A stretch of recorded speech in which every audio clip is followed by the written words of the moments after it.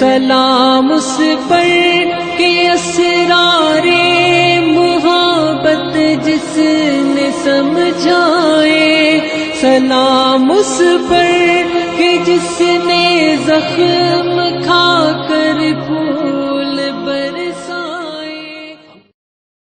اللهم صل على محمد وعلى آل محمد كما صليت على إبراهيم وعلى آل إبراهيم إنك حميد مجيد۔ اللهم بارك على محمد وعلى آل محمد كما باركت على إبراهيم وعلى آل إبراهيم إنك حميد مجيد۔ اعوذ باللہ من الشیطان الرجیم، بسم اللہ الرحمن الرحیم۔ آج ہم کلاس نمبر 13 پڑھیں گے، جس میں ہم مدنی دور کا 6واں سال پڑھنے جا رہے ہیں۔ گزشتہ سوالات کے جوابات آپ کے سامنے آ رہے ہیں اور آپ دیکھ سکتے ہیں کہ آپ نے کتنے جوابات ٹھیک دیے۔ پچھلے دفعہ ہم نے مدنی دور کا 5واں سال پڑھا تھا، جس میں ہم نے منافقین کا رویہ، اس کے نتائج کیا کیا ہوئے، کون کون سی سازشیں کی گئیں، کیا کیا فتنے پھیلائے گئے، واقعہ افک جس میں حضرت عائشہ رضی اللہ تعالی عنہا پر تہمت لگائی گئی، غزوہ احزاب، اور اس کے بعد بنو قریظہ سے نمٹا گیا، اور بہت سارے دیگر واقعات اور احکامات ہم نے پڑھے تھے۔ ایک سوال میں نے آپ سے پچھلی دفعہ کیا تھا کہ واقعہ افک کی روشنی میں اللہ تعالیٰ نے مسلمانوں کو خاص طور پہ سورہ نور میں کیا ہدایات کی ہیں، اور ہم نے اس پہ بہت بات بھی کی۔ اس کا خلاصہ میں یہاں رکھ دیتی ہوں۔ سب سے پہلے تو آغاز یہ ہوا کہ اللہ تعالیٰ نے واضح احکامات اور حدود نازل فرما دی، اور یہ آپشنل نہیں چھوڑا کہ تم لوگ چاہو تو ان پہ عمل کرو، بلکہ پہلے ہی کہہ دیا کہ یہ اللہ نے فرض کی ہے۔ اس میں قانونی، تعزیری، معاشرتی احکامات ہیں۔ دوسری بات یہ کہ یہ صاف صاف کہہ دیا کہ یہ اللہ کی حدود ہیں، ان کو تو قائم کرنا ہی ہے۔ اسلامی معاشرے میں یہ ضروری ہے کہ بلا رعایت جس نے جو جرم کیا ہو اس کو اس کی سزا دی جائے۔ ہاں، اس بات کا خیال رکھنا بہت ضروری ہے کہ کسی بھی پاک دامن پر اگر کوئی تہمت لگائی جاتی ہے اس کو ہلکا نہ لیا جائے، یہ کوئی چھوٹی بات نہیں ہے۔ جس نے جو حصہ لیا، اچھا لیا، روکا، وہیں پہ کہہ دیا کہ یہ نہیں ہو سکتا، دوسروں کو منع کیا، اپنے لیے اجر سمیٹا، اور جس نے بات آگے بڑھائی، ایک دوسرے کے کانوں میں ڈالی، بلا احتیاط تبصرے کیے، اس نے اپنے لیے گناہ سمیٹا۔ پھر مسلمانوں سے یہ سوال کیا گیا ہے کہ تم نے سنتے ہی کیوں نہیں کہا، تم نے کیوں نہیں اچھا گمان کیا کہ ایسا نہیں ہو سکتا، اور پھر تم ایک سے دوسرے کو کہتے چلے گئے۔ یہ بھی فرما دیا گیا کہ کوئی بھی شخص اگر کسی پہ الزام لگاتا ہے تو اس پر لازم ہے کہ وہ گواہ لے کر آئے۔ یہ کوئی آسان معمولی بات نہیں ہے کہ کسی کے کردار کے بارے میں جو چاہا کہہ دیا، اور ایک فرد نے تو کہا ہی تھا، زبانیں اس کو لے کے آگے چلتی چلی گئیں، اور پھر معاشرے میں فحاشی پھیلانے والوں کو شدید مذمت کی گئی کہ یہ شیطان کا کام ہے اور وہ چاہتا ہے کہ معاشرے میں فحاشی پھیلے۔ اس کے بعد ہم آتے ہیں ہمارے آج کے سبق کے اوپر۔ مدنی دور کا 6واں سال جو آج ہم پڑھیں گے، اس میں ہم کیا کیا دیکھیں گے؟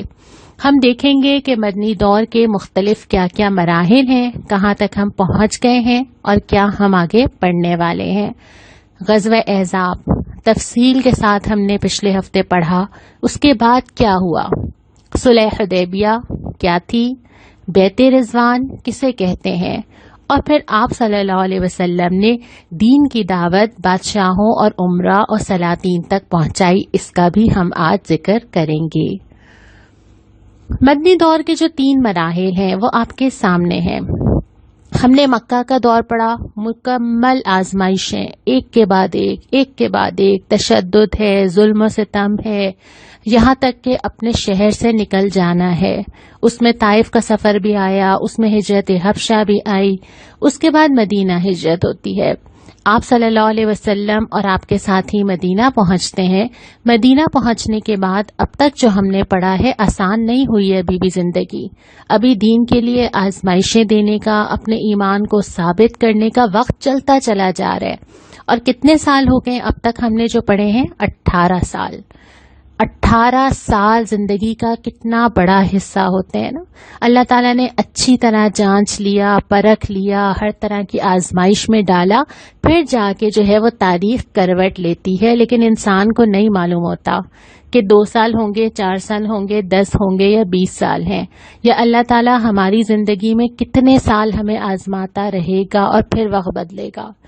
جو پہلا مرحلہ تھا جو ہم نے مکمل اب کر لیا ہے آج، یہ تقریباً 5 سے 6 سال کا تھا، جس میں ہجرت کے بعد پھر آپ نے سارا تسلسل دیکھا. غزوہ بدر بھی آئی، غزوہ احد بھی آئی، غزوہ احزاب بھی آئی، اور اب صلح حدیبیہ جو آج ہم پڑھیں گے. اس میں آزمائشیں ہیں، فتنے ہیں، پریشانیاں ہیں. اس کے بعد جو دوسرا مرحلہ شروع ہوگا وہ 2 سے 3 سال کا ہے. یہ صلح حدیبیہ سے شروع ہوتا ہے اور پھر فتح مکہ تک چلتا ہے. اس میں مسلمانوں کو نسبتاً امن نصیب ہوا، لہٰذا اس کا لازمی نتیجہ یہ تھا کہ دعوت اور تبلیغ کے کام میں بھی تیزی آئی، اور مدینہ جو اسلامی ریاست قائم کرنے کے لیے ہجرت کی گئی تھی، اس ریاست کا استحکام بھی مسلمانوں کے لیے ممکن ہوا. اس کے بعد پھر آخری مرحلہ جو آتا ہے وہ فتح مکہ، جب ہر جگہ اسلام غالب ہو چکا. اس کے بعد جا کے پھر آپ صلی اللہ علیہ وسلم کے انتقال تک کا زمانہ ہے، جس میں لوگ بہت کثرت کے ساتھ آئے، بہت تیزی سے لوگ آتے چلے جاتے تھے، جو ہم انشاءاللہ آگے قرآن کے حوالے سے بھی پڑھیں گے کہ لوگ بہت زیادہ اسلام میں داخل ہوئے. تو آج ہم پہلا مرحلہ مکمل کر کے دوسرے مرحلے میں داخل ہوں گے. غزوہ احزاب ہم نے پڑھی تھی. غزوہ احزاب کے بعد آپ صلی اللہ علیہ وسلم نے فوراً ان دشمنان دین سے نمٹنا شروع کیا جنہوں نے اس میں حصہ لیا تھا. اور اس نمٹنے میں 3 کیٹیگریز ہمیں ملتی ہیں. کچھ ایسے تھے جو کہ افراد تھے، فرد تھا الگ الگ، جنہوں نے بہت باتیں بنائی تھیں، اکسایا تھا، بہت حصہ ڈالا تھا. فردن ان افراد پہ بھی توجہ کی گئی، ان کو سزا دی گئی. قبائل تھے جنہوں نے مکہ میں ساتھ دیا قریش کا، جا کے ان کی طرف بھی مہمات بھیجی گئیں. اور پھر خیبر میں جہاں پہ یہود آباد تھے، وہاں سازشوں کا گڑھ بن چکا تھا، اور ہر سازش کی بنیاد کہیں نہ کہیں جا کے وہاں جڑ جاتی تھی. تو خیبر کے بارے میں تو ہم اگلی کلاس میں انشاءاللہ پڑھیں گے. اور پھر یہ بھی کیا گیا کہ اسلام کی دعوت بھی دی گئی لوگوں کو، لیکن ساتھ ساتھ فوجی مہمات بھی بھیجی گئیں. اور جو اسلام لے آئے اور اسلام کے قلعے میں آ جائے وہ مامون ہوتا تھا، اس کو امن دیا جاتا تھا. لیکن جو مقابلے پہ آ جائے اس سے پھر لڑائی کی جاتی تھی. اب ہم آتے ہیں ہمارے آج کے خصوصی واقعے کے اوپر، جو ہے صلح حدیبیہ. آپ کو یاد ہے کہ پچھلی دفعہ غزوہ احزاب کے بعد آپ صلی اللہ علیہ وسلم نے فرمایا تھا کہ اب یہ تم پہ چڑھائی نہیں کریں گے، تم ان پہ چڑھائی کرو گے. یہاں پہ یہ ہوا کہ آپ صلی اللہ علیہ وسلم نے خواب میں دیکھا کہ آپ عمرہ کرنے تشریف لے کے جا رہے ہیں. تو آپ نے پھر اناؤنس کیا کہ ہم مکہ کی طرف جا رہے ہیں اور ہم عمرہ کریں گے. تو صحابہ، آپ کو اندازہ ہے نا کہ جو اپنے شہر سے نکلے ہوئے ہیں ان کو کتنا یاد آتا ہوگا نا اتنے سالوں میں اپنی جگہ، جہاں پیدا ہوئے، جہاں پلے بڑھے، جہاں وقت گزارا، وہ تو چھوڑنا پڑا تھا نا. اور پھر وہ مسلمان جو بعد میں اسلام لائے، ان کے لیے مکہ اور خانہ کعبہ کتنی اہمیت رکھتا ہے نا، ہمارے لیے کتنی رکھتا ہے، کتنی تڑپ پیدا ہوتی ہے کہ بس موقع ملے اور ہم پہنچ جائیں حرم میں. تو مسلمانوں کے اندر بھی یہ تڑپ تھی اور یہ تکلیف تھی کہ جا نہیں سکتے، اور یہ فکر اور یہ پریشانی تھی. ایک تو اپنے رشتہ دار وہاں پر تھے، دوسرا یہ تھا کہ راستہ رکا ہوا ہے اور ہم ہی اسلام کے لام لیوا ہیں اور ہم ہی اللہ کے گھر نہیں جا سکتے. تو لوگوں نے بڑے ذوق و شوق سے تیاری کر دی، اور آپ صلی اللہ علیہ وسلم کے ساتھ تقریباً 1500 صحابہ کرام رضی اللہ تعالی عنہم جمع ہوئے. اور ساتھ بہت زیادہ کوئی ہتھیار نہیں لیا گیا، صرف سفر میں عرب کا رواج تھا کہ ایک تلوار رکھ لی، تو انہوں نے وہی ہتھیار ساتھ رکھا. کوئی جنگ کی تیاری سے نہیں نکلے تھے. مسلمان یہ ارادہ کر کے ہی نکلے تھے کہ ہم نے لڑنا نہیں ہے، ہاں کوئی ہمیں روکے نہ، راستے میں کوئی مقابلے پہ نہ اترے، ہم امن سے جائیں گے، عمرہ کریں گے اور واپس آ جائیں گے. لیکن قریش نے یہ فیصلہ کر لیا تھا کہ ہم اندر آنے نہیں دیں گے، اور انہوں نے انٹرنس پہ ہی ایک دستہ تعینات کر دیا تھا کہ ان کو انٹر نہیں ہونے دینا. آپ صلی اللہ علیہ وسلم کو جب یہ معلوم ہوا تو آپ نے راستہ تبدیل کر دیا، اور پھر آپ ایک چکر کاٹ کے حدیبیہ کے مقام پر پہنچے. حدیبیہ میں قیام کیا گیا، پڑاؤ ڈالا گیا. اس کے بعد پھر گفتگو کا مرحلہ شروع ہوا.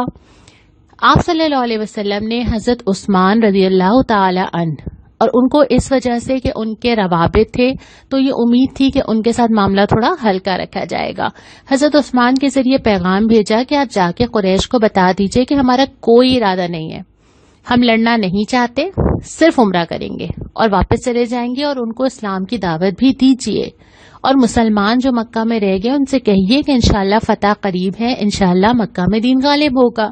حضرت عثمان جاتے ہیں، پیغام دیتے ہیں۔ انٹرسٹنگ بات یہ ہے کہ قریش نے کہا کہ آپ تو آ گئے نا، اچھا آپ طواف کر لیں۔ حضرت عثمان نے کہا کہ نہیں، میرے لیے مناسب نہیں ہے کہ اللہ کے نبی صلی اللہ علیہ وسلم سے پہلے میں طواف کروں۔ انہوں نے ایسا نہیں کیا، لیکن پھر گفت و شنید ہوتی تھی تو قریش نے ان سے کہا اچھا آپ رکیں، اچھا ہم ابھی سوچتے ہیں، اور حضرت عثمان کو واپس آنے میں تاخیر ہوئی، ان کو روک لیا گیا۔ یہاں پہ یہ افواہ آئی کہ حضرت عثمان رضی اللہ تعالی عنہ کو شہید کر دیا گیا ہے، اور جب یہ بات آپ صلی اللہ علیہ وسلم کے علم میں آئی تو آپ نے درخت کے نیچے حدیبیہ کے مقام پہ صحابہ سے بیعت لی، اور اس بیعت کا سینٹرل آئیڈیا یہی تھا کہ اب جو پیش آئے گا مقابلہ کریں گے، حضرت عثمان کے نعوذ باللہ قتل کا بدلہ لیں گے۔ تو یہاں پہ اور آپ صلی اللہ علیہ وسلم نے حضرت عثمان کے ریپریزنٹیشن کے طور پہ اپنا ہاتھ پیش کیا کہ جیسے یہ عثمان کا ہاتھ ہے، اور صحابہ نے اس کے اوپر ہاتھ رکھا، اور اس کے بعد یہ بیعت لی۔ اسی کا تبصرہ سورہ فتح کی آیت نمبر 18 میں قرآن نے بھی کیا ہے جو آپ کے سامنے ہے۔ یہ اس بیعت کے ہونے کے بعد حضرت عثمان رضی اللہ تعالی عنہ کی واپسی ہو گئی، اور اس کے بعد جب قریش کو اندازہ ہوا کہ یہاں معاملہ ذرا سیریس ہو رہا ہے تو انہوں نے سہیل بن عمرو کو بھیجا کہ ہماری طرف سے جا کے آپ مذاکرات کیجیے، اور اس کے بعد پھر جب یہ مذاکرات آپس میں ہوئے کیا کرنا ہے کیسے کرنا ہے، قریش تھوڑا سا انہوں نے سرنڈر کیا، اور اس کے بعد پھر وہ صلح ہوئی جسے صلح حدیبیہ کہا جاتا ہے۔ صلح حدیبیہ کی جو اہم دفعات تھیں وہ یہ تھیں، اس میں یہ تھا کہ اس سال تو مسلمان واپس چلے جائیں، ظاہر قریش کی بھی ناک کا مسئلہ تھا کہ اگر انٹر ہونے دیا تو بالکل ہی اس کا مطلب ہم نے میدان چھوڑ دیا، تو اس سال جائیں، اگلے سال آئیں، تاکہ ہم یہ کہہ سکیں کہ ہم نے داخل نہیں ہونے دیا۔ 3 دن کے لیے آئیں گے، ہتھیار نہیں لائیں گے، عمرہ کریں گے اور واپس چلے جائیں گے۔ دوسری یہ تھی کہ 10 سال تک آپس میں کوئی جنگ نہیں کی جائے گی، جان و مال کی حفاظت ہوگی۔ پھر یہ تھا کہ اگر کوئی مکہ سے مدینہ آئے گا اس کو مطلب اسلام لا کے یا پناہ کے لیے تو اس کو واپس کیا جائے گا، لیکن اگر مدینہ سے کوئی مکہ آئے گا تو اس کو واپس نہیں کیا جائے گا، یہ 1 وے شرط تھی۔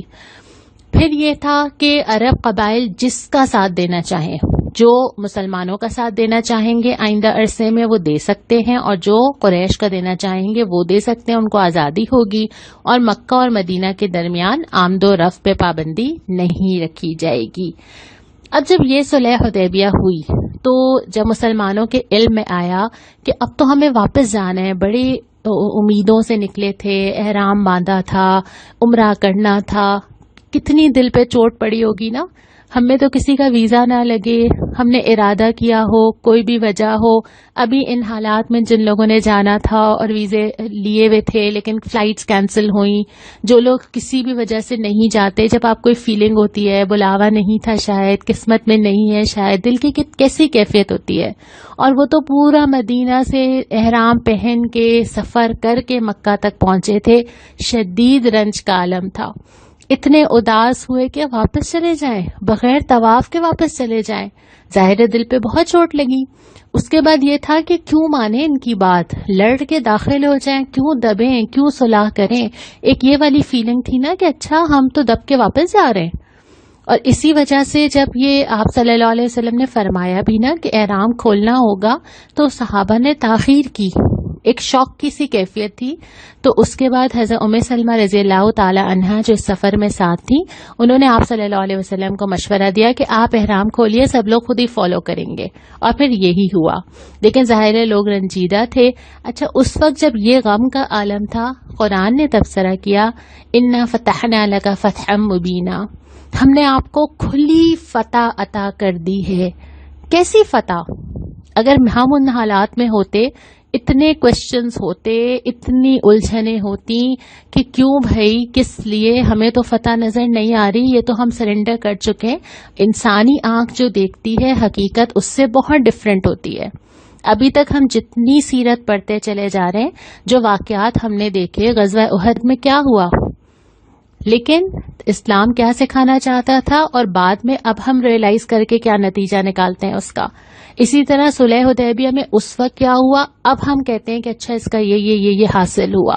تو جو زندگی میں چل رہا ہوتا ہے نا، اس میں اللہ تعالیٰ نے کیا پلس رکھا ہے، کیا فائدے رکھے ہیں، کیا آزمائشیں رکھی ہیں، کیا چیز بہتر ہونے والی ہے، انسان کی محدود آنکھ اس کو جان نہیں سکتی. تو اللہ تعالیٰ نے یہی تبصرہ کیا کہ ہم نے آپ کو کھلی ہوئی فتح عطا کی. اب میں یہ کام آپ کے اوپر چھوڑتی ہوں. صلح حدیبیہ فتح کیسے تھی؟ آپ سورہ فتح کا مکمل مطالعہ کیجئے، بہت بڑی صورت نہیں ہے. اس کا ترجمہ پڑھیے، ان حالات کو ذہن میں رکھیے اور پھر مجھے بتائیے کہ یہ کھلی فتح کیسے تھی. یہاں تک پھر جب آپ صلی اللہ علیہ وسلم واپس آتے ہیں اور اس کے بعد پھر آپ نے مدینہ جانے کے بعد جو اگلا فوری کام کیا وہ یہ کیا کہ اب ایک طرف سے تو پتا تھا کہ اب یہاں سے خطرہ نہیں ہے نا، اب تھوڑا سا ٹائم ملا ہے اور اب دوسری چیزوں کے اوپر فوکس کیا جا سکتا ہے.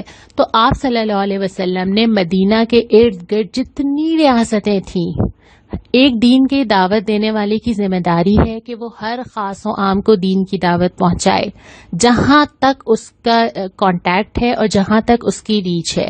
آپ صلی اللہ علیہ وسلم نے آس پاس کے لوگوں کو بھی، خاندان کو بھی، قبیلے کو بھی، مدینہ بھی، بازاروں میں جا کے بھی ہر جگہ دعوت پہنچائی، لیکن اور بڑے لیول پہ، کیونکہ دین باؤنڈری کے اندر تو نہیں ہوتا. آپ صلی اللہ علیہ وسلم نے تمام بادشاہوں کو جو آس پاس تھے خط لکھے. کچھ نے رسپانس بہت اچھا دیا، آپ کے سامنے چارٹ آ رہا ہے، آپ دیکھ سکتے ہیں. کچھ نے بہت اچھا رسپانس دیا، اسلام لے آئے. کچھ ایسے تھے جنہوں نے ٹائم مانگا، کچھ ایسے تھے جو خاموش رہے، نہ ہاں نہ، اور کچھ ایسے تھے جنہوں نے پھر آگے سے ایسے کلمات کہے یا بدتمیزی کی یا برا رسپانس دیا. اس کے اکارڈنگ پھر ان کے ساتھ یہ معاملہ کیا گیا. یہ بات سمجھنا بہت ضروری ہے کہ جب اسلام غالب ہوتا ہے، اور اسلام غالب ہونے کے لیے ہی ہے، اس کے بعد اسلام سرنڈر نہیں کرتا. اب جو بھی حکومت ہوگی، جو بھی انسان ہوگا، وہ اپنی مرضی لے کے نہیں چل سکتا نا. جس نے بھی جیسے آپ صلی اللہ علیہ وسلم نے سب کو یہی دعوت دی کہ یا تو تم ذمہ بن جاؤ، ٹھیک ہے، اسلام کے دائرے میں آ جاؤ، ٹیکس دو، ہم تمہارے جان و مال کی حفاظت کریں گے، قانون اسلام کا چلے گا، اور اگر تم ایسا نہیں کرتے تو لڑنے کے لیے تیار ہو جاؤ. چونکہ اللہ تعالیٰ نے قرآن میں بالکل کلیئر کٹ احکامات نازل کر دیے ہیں، تو اپنی مرضی ہر شخص کو اور ہر حکومت کو سرنڈر کر کے اسلام کی ماننی ہوگی، یہ لازمی ہے. اور یہ پوری سیرت جو ہے نا وہ یہی سکھاتی ہے. پرسنل لائف میں تو دین ہر ایک قائم کرتا، اپنے اپنے شہر میں رہتا، نہ کوئی کہہ رہا تھا کچھ، نہ کوئی پرابلم تھی. اصل میں تو سب کو بھی یہی پرابلم تھی، اور یہ ساری مشقت سیرت میں جو ہم پڑھتے چلے جا رہے ہیں یہ اسی لیے تو تھی کہ اسلام کو غالب کرنا ہر ایک پر فرض ہے، اپنی زندگی میں بھی اور اپنے دائرے میں جہاں تک بھی ہم پہنچ سکیں. اب آپ کے سامنے ایک محبت محسوس ہوتی ہے دیکھ کر آپ صلی اللہ علیہ وسلم کی طرف سے بھیجے گئے خطوط کے جو عکس ہمیں ملتے ہیں، جو ہمیں بہت ساری جگہوں پہ کتابوں میں نظر آتے ہیں. اس میں سے کچھ نمونے کے لیے ہیں میں نے کہ اس طرح کے خطوط جو ہیں وہ آپ صلی اللہ علیہ وسلم نے بھیجے. یہاں تک ہم اپنی آج کی اس کلاس کا اختتام کرتے ہیں. اگلی دفعہ انشاءاللہ تعالی ہم مدنی دور کے دوسرے مرحلے میں داخل ہوں گے، اور اب ہم پڑھیں گے کہ اسلام نے ایک نئی کروٹ کیسے لی. السلام علیکم ورحمۃ اللہ. اس پر کہ جس کے نام لے باہر زمانے میں بڑھا دیتے ہیں ٹکڑا سرفروشی کے فسانے میں.